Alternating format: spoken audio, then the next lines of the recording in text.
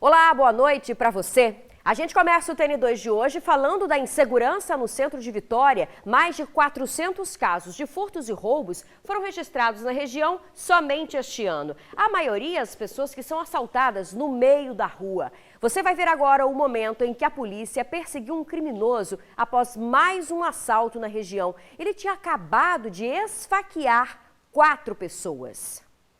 As imagens divulgadas mostram a movimentação no momento do crime. São 9h40 da noite. Repare que uma viatura para no meio da Avenida Jerônimo Monteiro, que fica no centro de Vitória. Em seguida, um ônibus emparelha com ela. O motorista avisa que um assalto acontece a poucos metros dali. Um dos PMs sai da viatura e corre atrás do bandido. Depois volta, entra novamente na viatura e sai por cima da calçada, em uma perseguição. O criminoso acabou fugindo e não foi alcançado. O assalto aconteceu aqui nesse ponto de ônibus. O casal esperava pelo coletivo aqui no ponto. Inclusive, a mulher estava com uma criança de colo nos braços. Quando o criminoso chegou, armado com uma faca, pediu que as vítimas entregassem os pertences e, nesse momento, o homem reagiu e já foi esfaqueado. O motorista do coletivo, que passava no exato momento do assalto, resolveu parar o ônibus para tentar ajudar. Ele desceu do coletivo junto com mais um passageiro e os dois entraram em luta corporal com o assaltante, mas também foram esfaqueados. E uma outra pessoa que passava aqui pela rua também acabou agredida. A vítima, que já estava no ponto, foi socorrida ao hospital de urgência e emergência. Já os outros feridos não precisaram de atendimento. Conseguimos conversar com o motorista do coletivo. Eles entraram em luta corporal e acabaram vindo para o lado da pista, entrando na frente do ônibus. Eu parei o ônibus. Quando eu parei o ônibus em frente a eles, eu vi que tinha um rapaz com a arma na mão. A vítima estava segurando ele e ele estava com a arma na mão. Aí eu desci para poder ajudar ele lá. Para esse especialista em segurança pública, a reação do motorista, do passageiro e do homem que passava pela rua é reflexo do momento em que vivemos na sociedade. Em razão da pandemia, da crise econômica e tudo, as pessoas têm dificuldade em ganhar o seu sustento. E elas não querem perder aquele pouco que elas conseguiram para um infrator que vem furtá-las. Isso também tem gerado o quê? A indignação dos demais. E isso faz com que eles busquem fazer a justiça com as próprias mãos, que não é o caminho adequado. Na tarde de hoje não se falava em outro assunto no ponto a não ser a violência e a insegurança no centro. Todo mundo com medo dos assaltos constantes. Desde muito tempo essa insegurança é constante aqui. Infelizmente a gente não pode contar com a segurança daqui do centro. Por isso muitas lojas fecharam e hoje ele está do jeito que está, né? Porque toda hora a gente vê falar de assalto. Graças a Deus eu nunca fui, né? Nos períodos que eu fico no ponto, Deus tem me guardado que eu não tenho passado por isso. Mas eu vejo muito. A orientação continua sendo a mesma: não reagir. E por mais que o patrimônio seja muito importante, a vida é um bem maior, né? Olha, a PM afirma que faz patrulhamento em todo o centro de Vitória e que uma viatura deve ser acionada em caso de suspeita ou crime em andamento. Já a Polícia Civil tenta identificar o criminoso e está pedindo ajuda da população com denúncias pelo 181. Está preso o suspeito de matar a pauladas a esposa Neuza Ribeiro Teixeira. O crime aconteceu na última quarta-feira em Nova Almeida, na Serra. A mulher morreu 3 dias depois, teve traumatismo craniano. Antônio de Jesus Santos fugiu para a Bahia de bicicleta. Ao chegar lá, se apresentou à polícia, mas já tinha um mandado de prisão expedido contra ele. O suspeito, de 44 anos, foi preso em Teixeira de Freitas, na Bahia. Ele é acusado de espancar e causar a morte da doméstica Neuza Ribeiro Teixeira, de 45 anos. De acordo com a polícia, o casal estava junto há 1 ano. A agressão aconteceu em Nova Almeida, na Serra. Segundo a polícia, após espancar a mulher, o suspeito fugiu de bicicleta para a Bahia, estado de origem dele, e depois se apresentou em uma delegacia em Teixeira de Freitas. O que ele não esperava é que a polícia capixaba já tinha um mandado de prisão temporária em nome dele. Nós não conseguimos prendê-lo em flagrante, mas desde então a gente passou a monitorá-lo. Então a gente sabia que ele estava se dirigindo para a Bahia, que é o estado de origem dele, por meio de bicicleta. E a gente foi tentando monitorar. Rapidamente, na sexta-feira, a gente já reduziu a termo as declarações dos filhos, inclusive do filho que prestou o socorro imediato para a vítima. E aí a gente já teve elementos suficientes que davam para a gente representar pela prisão temporária do autor. Após a prisão, O suspeito alegou que havia flagrado a mulher com outro homem. O autor, como sempre acontece com os feminicidas de modo geral, ele tenta desqualificar a figura da vítima para justificar aquela conduta, aquele ato bárbaro que ele pratica. No caso dele, ele alegou que ele teria praticado o crime em razão da vítima estar traindo ele, que ele teria chegado ao local e aí encontrado ela com uma outra pessoa, que a pessoa fugiu, mas assim, a história que ele narra não tem um elemento assim de veracidade que você consiga ser palpável. No dia da agressão, a vítima chegou a enviar mensagem para um dos filhos pedindo socorro e dizendo que já havia morrido. Ela chegou a ser socorrida, mas no sábado não resistiu ao traumatismo craniano. O ex-companheiro foi preso por feminicídio e encaminhado ao presídio de Viana. Garis encontraram partes de um corpo durante a limpeza no bairro Divino Espírito Santo, em Vila Velha. Os coletores viram uma sacola e acharam um conteúdo estranho. E era mesmo, viu? A polícia recolheu o material, que pode ser resto de um corpo humano.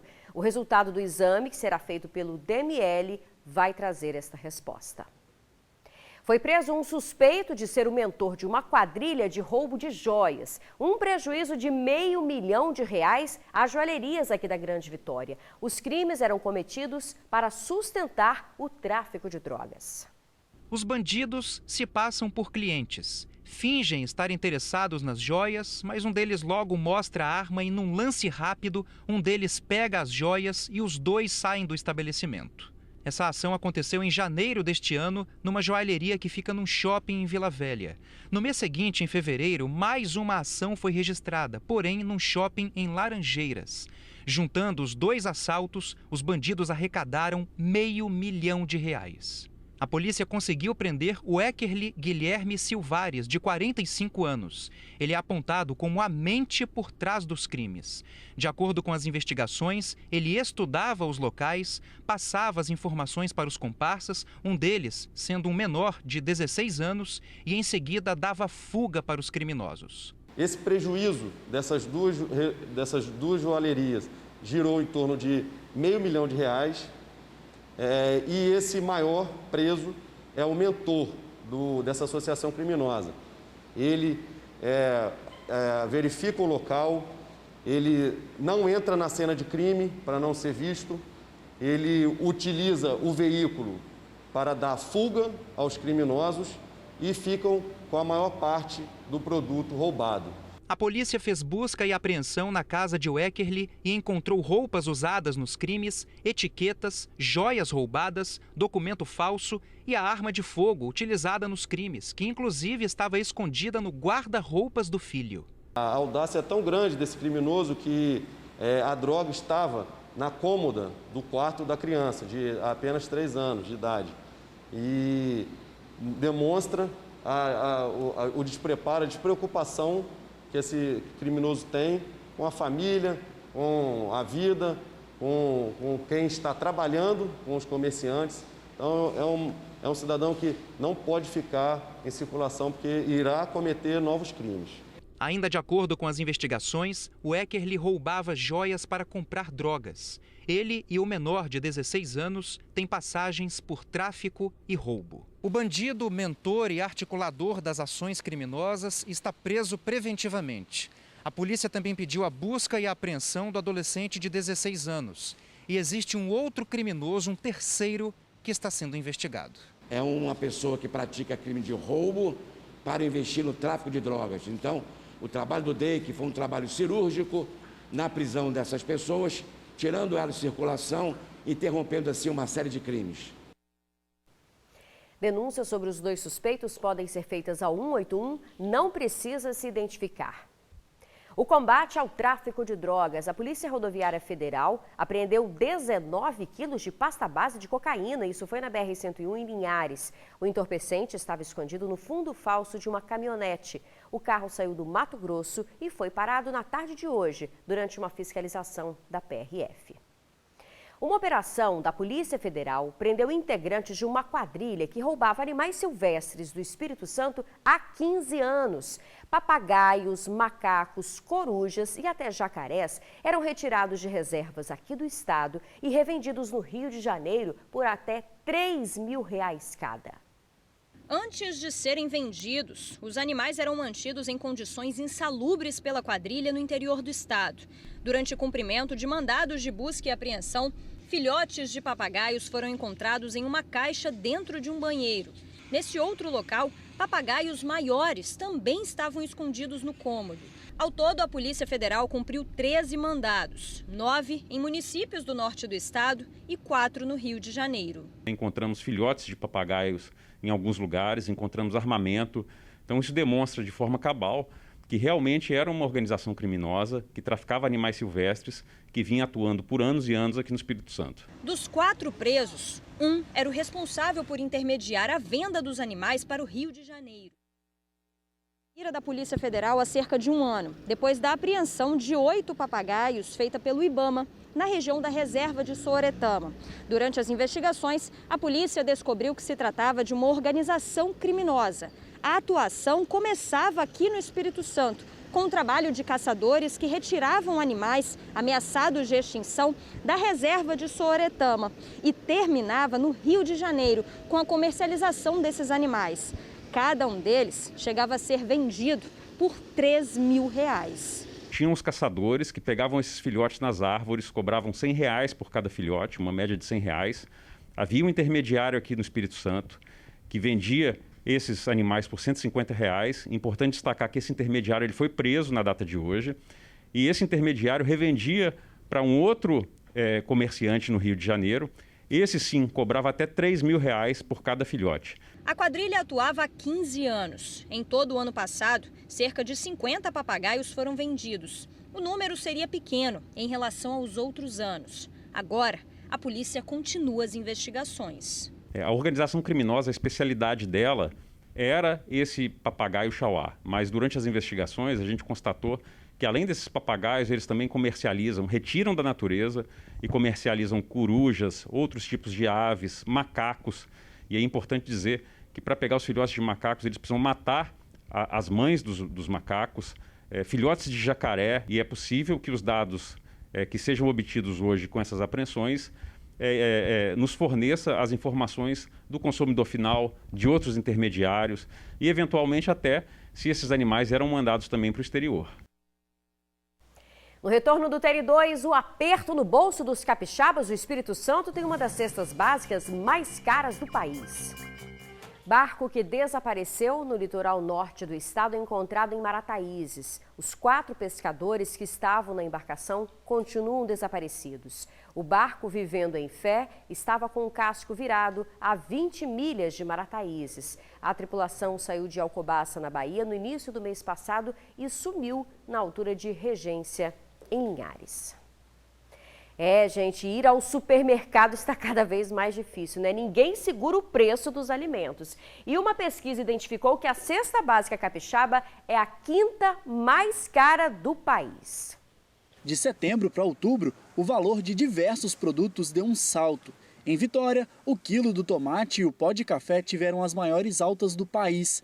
Quem vem para o supermercado toda semana está levando menos para casa. O que a gente ganha hoje está difícil para manter a família, ficou difícil, entendeu? Cada semana que você vem, você tem uma alta, entendeu? Então a solução agora é buscar sempre um mercado que ofereça promoções semanais. Não dá mais para você fazer aquela compra de mês e fechar o mês com aquele orçamento. A cesta, que antes custava pouco mais de R$ 630, já chegou hoje no valor de R$ 670. Esse é o 5º maior valor entre as capitais do país. Os preços altos não prejudicam só a vida da dona de casa. A Rayane e o Hugo fazem parte de um projeto social que entrega cestas básicas a aproximadamente 200 famílias carentes. Eles já sentiram o baque nas doações. Então, aquele prazo que a gente tinha ali de um mês, até menos, às vezes a gente conseguia bater a nossa meta, ele se estendeu aí por 1 mês e meio, 2 meses. Mas o que pode ter acontecido para esses preços decolarem? Tivemos aí acumulado os 12 meses, uma inflação acima de 10%. Nós chamamos de acima de 2 dígitos. E isso impacta nos produtos, principalmente aqueles ligados, né, à cesta básica, porque faz parte da composição do cálculo da inflação. Então, nesse momento agora, precisa ter cautela, né, no que vai gastar, fazer um bom planejamento financeiro, sentar com a família, tentar organizar as finanças. E também fazer aquela famosa pechincha. Vamos rodar os supermercados, fazer pesquisa de preço. Isso é muito importante para nós conseguirmos aí uma redução no preço entre os supermercados. Daqui a pouco a gente está fazendo a xepa também, né? Olha, o estado chegou hoje a 13 mil mortes por Covid, são 13.009 óbitos, isso durante toda a pandemia. Mais de 611 mil casos confirmados da doença. Nas últimas 24 horas, 14 vidas foram perdidas. E no painel vacina, a gente tem o total de imunizados também. Hoje, 89% da população capixaba está imunizada com a primeira dose, 66% completou a imunização e 10% já recebeu a dose de reforço. Olha, mais de 40 cidades capixabas estão sem registrar morte pela Covid há 2 semanas. Os especialistas afirmam que isso está diretamente relacionado ao avanço da vacinação no estado. Apesar do sofrimento das famílias, o avanço da vacinação no estado é uma realidade. E segundo o especialista, a função da dose é ajudar a amenizar e até mesmo, quem sabe, extinguir o que ainda é um impacto diário. A vacina ela tem justamente essa função de prevenir a doença ou prevenir uma evolução clínica para casos mais graves, né? Principalmente esse segundo ponto é importante no que se diz respeito a ocupações dos leitos de UTI, né? E as mortes relacionadas a isso. O dado que você vê agora é reflexo dessa cobertura. Segundo a CESA e o Instituto Jones dos Santos Neves, dados da última semana apontam que mais de 40 cidades não registraram mortes por Covid. É isso mesmo, ninguém morreu por conta do coronavírus em 41 cidades do estado durante 2 semanas. Outro gráfico mostra o declínio das mortes com o avanço da imunização. Em verde, os óbitos. A linha azul crescente, os completamente vacinados no Espírito Santo. Neste posto de aplicação na capital, movimentação tranquila durante a tarde. Há mais atendentes e vacinadores do que público. O Marcelino veio completar o ciclo de imunização. Agora é só esperar a terceira dose de reforço da AstraZeneca que está tudo certo. Já o seu Francisco, consciente e que ama a vida, veio reforçar o escudo anti-Covid. Tomei as 2 primeiras doses, foi o Corona, e agora me orientaram a tomar a Pfizer. Já está aqui tomado. E é bom que todo mundo tome, né? Vamos deixar o medo de lado e vamos tomar, que é melhor tomar a vacina, né? Enquanto postos como esse aqui estiverem funcionando, significa que ainda há necessidade de vacinação para combater a Covid-19, até porque a pandemia ainda não acabou. Vale salientar alguns números que chamam a atenção aqui no Espírito Santo.